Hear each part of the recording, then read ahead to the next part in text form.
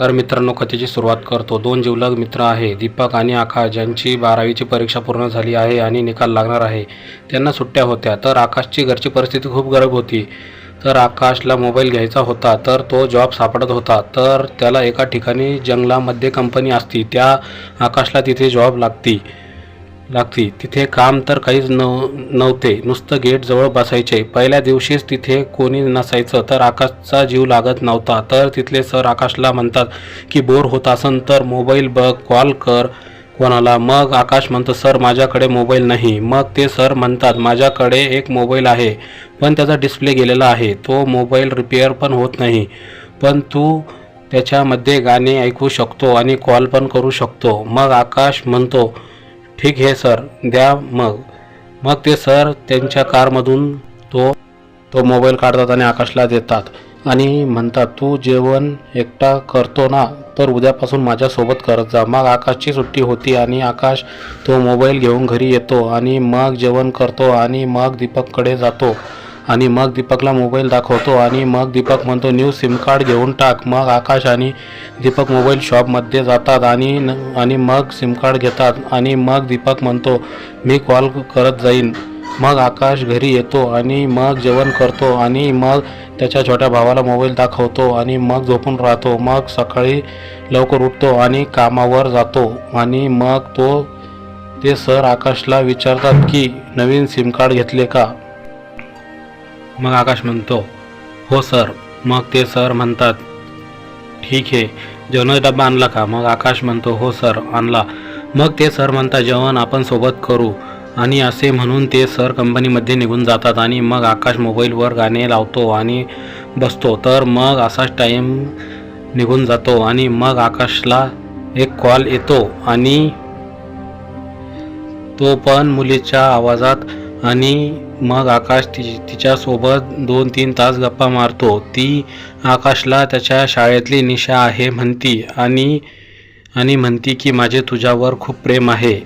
आणि ही तीच निशा आहे जिच्यावर आकाशचं प्रेम आहे. मग आकाश खूप खुश होतो आणि मग तिच्यासोबत बोलतो.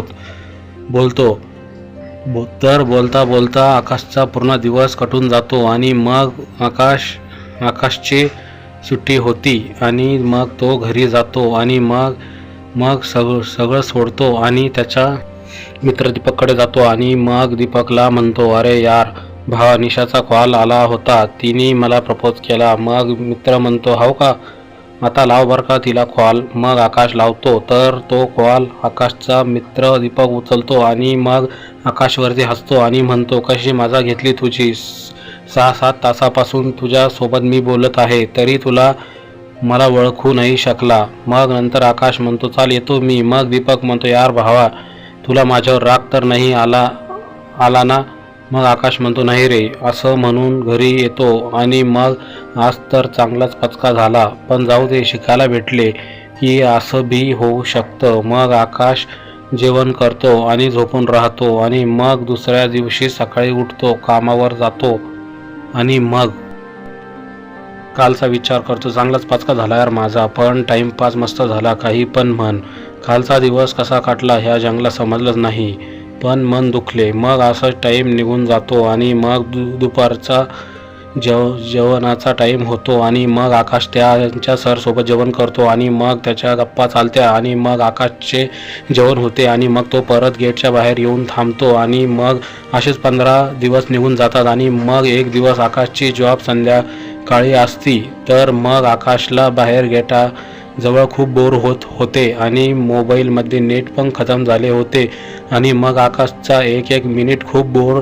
आणि खूप चिंतेत जात होता आणि मग आकाशचं नशीब पण खराब होतं.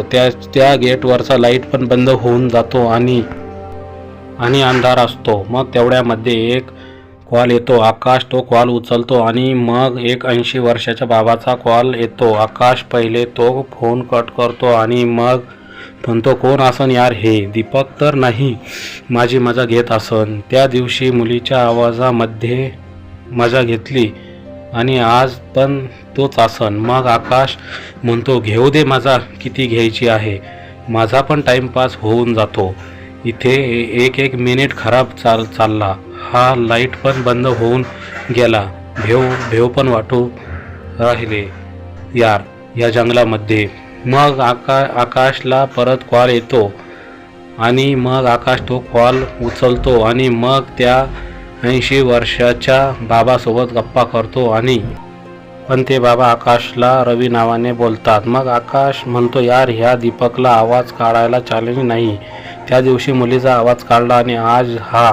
मग आकाश खूप हसतो, खूप गप्पा करतो आणि मग असाच टाईम कटून जातो. आणि मग सुट्टी होती आणि आकाश घरी जातो. आणि मग घरी गेल्यावर ठरवतो की त्या दिवशी पचका झाला, आज दीपकला या विषयावर बोलायचंच नाही.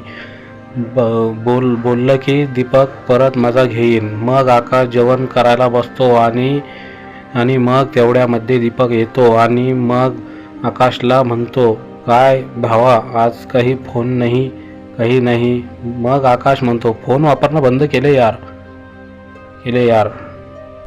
माझं. मग दीपक म्हणतो, हो का, चाल येतो मी. मग आकाश मनातल्या मनात म्हणतो, हा माझी मजा घ्यायला आला होता, पण माणसाकडून चूक एकदाच होते. आता मी दीपकला माझी मजा घ्यायला चान्सच देत नाही. मग 15 ते 20 दिवस त्या 80 वर्षाच्या बाबासोबत गप्पा करतो दिवसभर. आणि आकाशचा टाईमपास पण होत होता. पण एक दिवस रविवारचा दिवस होता आणि आकाशला सुट्टी होती. आणि आकाशला सगळ्यात मोठा झटका बसतो, इतका मोठा की त्याने कधीच सोचलं नव्हतं. आणि आकाश रडायला लागतो, कारण दीपक आणि आकाश सोबत होते आणि आकाशला त्या 80 वर्षाच्या बाबाचा कॉल येतो. मग आकाशला झटका बसतो आणि मग आकाश दीपकला सांगतो, यार दीपक, तुझ्यामुळे खूप मोठा प्रॉब्लेम झाला यार. तू त्या दिवशी मुलीचा आवाज काढला होता ना, माझ्या डोक्यात तेच होतं आणि मला कोणत्या तरी बाबाचा कॉल आला होता. मला वाटले की तूच माझी मजा घेत आहे, म्हणून मी त्या 80 वर्षाच्या बाबासोबत 20 ते 25 दिवसापासून रवी त्यांचा नातू बनवून गप्पा मारत आहे. यार आता काय होईल.